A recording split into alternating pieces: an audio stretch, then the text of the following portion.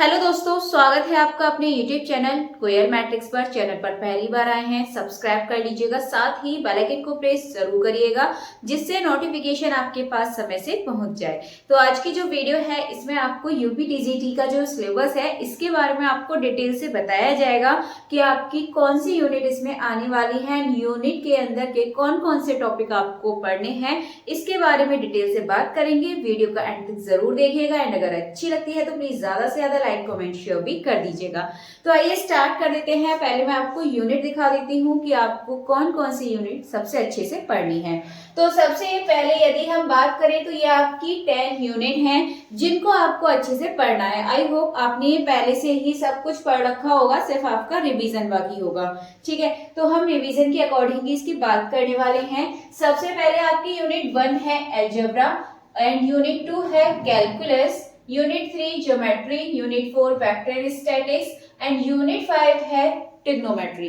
तो आपकी जो यूनिट 5 तक है ट्रिग्नोमेट्री तक, तो यहाँ से आप इतना समझिएगा, ये जो आपका इतना सिलेबस है यूनिट अगर बात करें तो आपके यहाँ तक यूनिट 5 तक। ठीक है, तो यूनिट 5 तक जो आपका सिलेबस है यहाँ से आपका क्या आने वाला है, ये आपका 12th लेवल का आएगा। ठीक है, 11th एंड 12th लेवल का आपको यहाँ से देखने के लिए मिलेगा। यहाँ यूनिट तक algebra, calculus, geometry, vector statics और ट्रिग्नोमेट्री, ये आपकी ऐसी यूनिट है। यहाँ से आपको देखने के लिए मिलने वाला है 11th एंड 12th का। एंड यहाँ से आप इतना मानकर चलिए लगभग 60% आपका सिलेबस यहाँ से कवर हो जाएगा। अगर आप इन 5 यूनिट को बहुत अच्छे से कर लेते हैं तो समझिए आपका 60% यहाँ से एकदम क्लियर हो गया।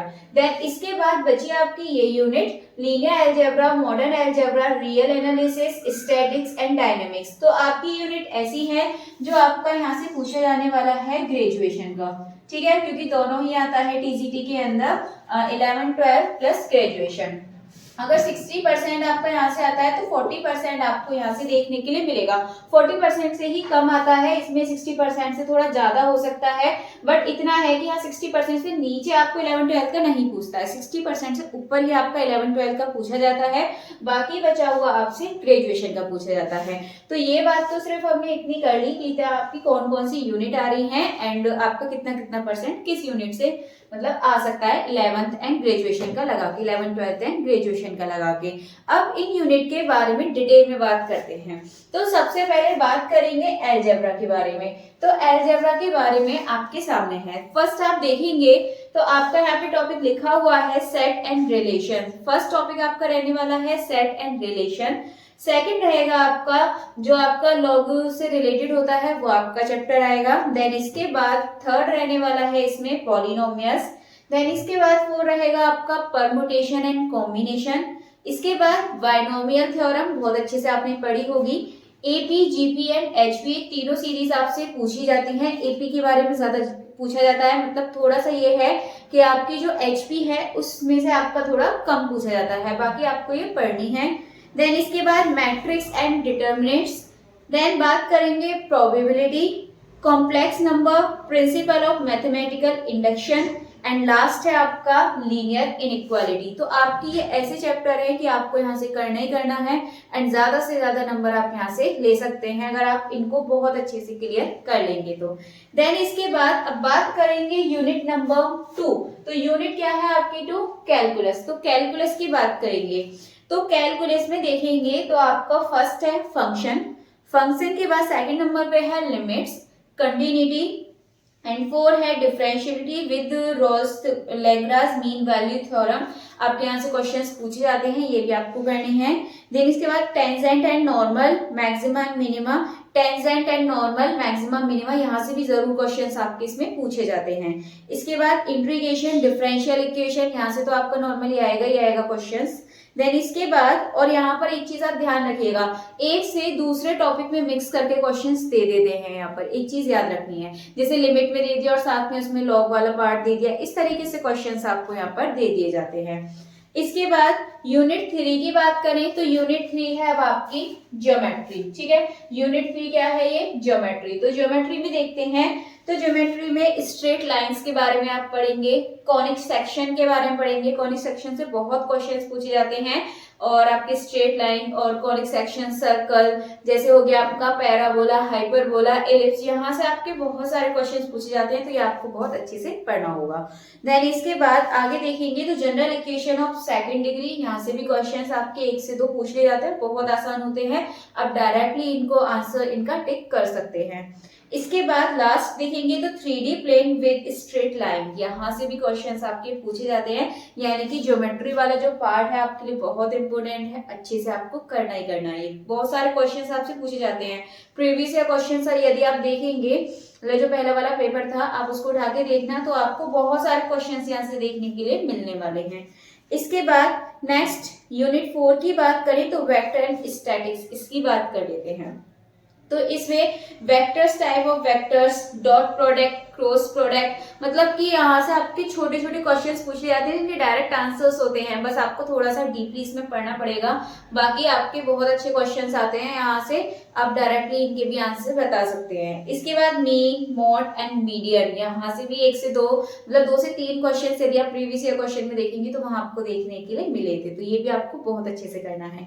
इसके बाद यूनिट 5 की बात करते हैं, तो यूनिट 5 क्या है आपकी ट्रिग्नोमेट्री, ठीक है, वेक्टर एंड स्टैटिक्स की बात कर लिए। इसके बाद है ट्रिग्नोमेट्री, तो ट्रिग्नोमेट्री से ज्यादा डीपली नहीं पूछते हैं, ट्रिग्नोमेट्री की इक्वेशंस आती हैं, इनवर्स वाले फंक्शंस आते हैं आपके, एंड हाइट एंड डिस्टेंस से रिलेटेड इसमें आपसे पूछ लिया जाता है। चलिए ये बात तो अभी यहाँ तक हो गई है, अब बढ़ते हैं ग्रेजुएशन के पार्ट की तरफ, ठीक है। ग्रेजुएशन की बात करेंगे तो ग्रेजुएशन में जो यूनिट 6 है लीनियर अलजेब्रा, यहाँ से ग्रेजुएशन का स्टार्ट होता है, ये आपको अच्छे से करने हैं। तो लीनियर अलजेब्रा यदि आप इतना कर लेते हैं 5 यूनिट तक, तो समझ लीजिए आप 60% कवर कर लेते हैं।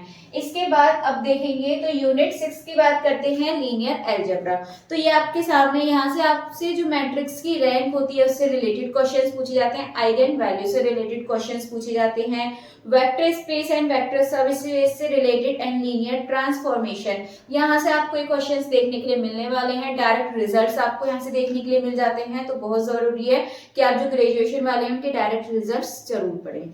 इसके बाद नेक्स्ट यदि यूनिट 7 की बात करें तो मॉडर्न अलजेब्रा, तो जो आपका मॉडर्न अलजेब्रा है इसमें देखेंगे तो आपके टॉपिक है ग्रुप, सब group, cyclic group, abelian group, non abelian group, order of group और लैग्रांज थ्योरम। बहुत इंपॉर्टेंट है ये भी आपके लिए, यदि आप इसमें से भी करेंगे तो समझिए 60% आपको यहाँ से कवर, और आप इसमें से चाहें तो 20% कर लीजिए यदि आपसे पूरा नहीं हो रहा है, बाकी आप रिवीजन पे अपना पूरा फोकस लगा दीजिए। इसके बाद यदि नेक्स्ट बात करें यूनिट 8 तो रियल एनालिसिस, तो रियल एनालिसिस जिसमें आपसे sequence, monotonic, convergent and divergent, आपसे यहाँ से डायरेक्ट पूछ लिया जाता है क्वेश्चंस, डायरेक्ट रिजल्ट पूछ लिए जाते हैं, बहुत डीपली आपको यहाँ पे सॉल्व नहीं करना पड़ता।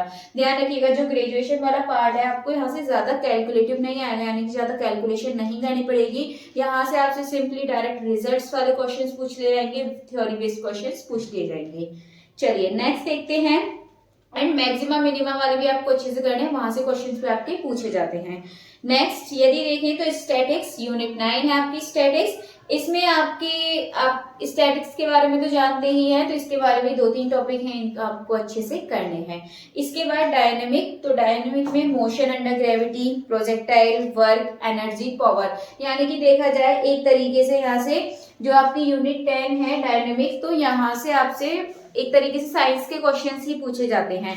तो कुल मिला के मैथ्स के तो आपके टोटल 9 हो गए, 9 में से जो 5 यूनिट्स हैं 11-12 की देखने के लिए मिलने वाली हैं, जो कि आपकी बहुत अच्छे से क्लियर होंगी यदि आप पहले से एग्जाम की तैयारी कर रहे हैं। देन इसके बाद यूनिट 6, 7, 8, 9 ये आपको मैथ्स की करनी है। देन इसके बाद 10 आ जाती है डायनामिक, तो ये आपको सारे टॉपिक हैं जो आपका यहाँ पर सिलेक्शन पक्का कराने वाले हैं। तो मैंने अच्छे से बता दिया है टॉपिक के बारे में, अब आपको पढ़ना है कैसे इसको पढ़ना चाहते हैं।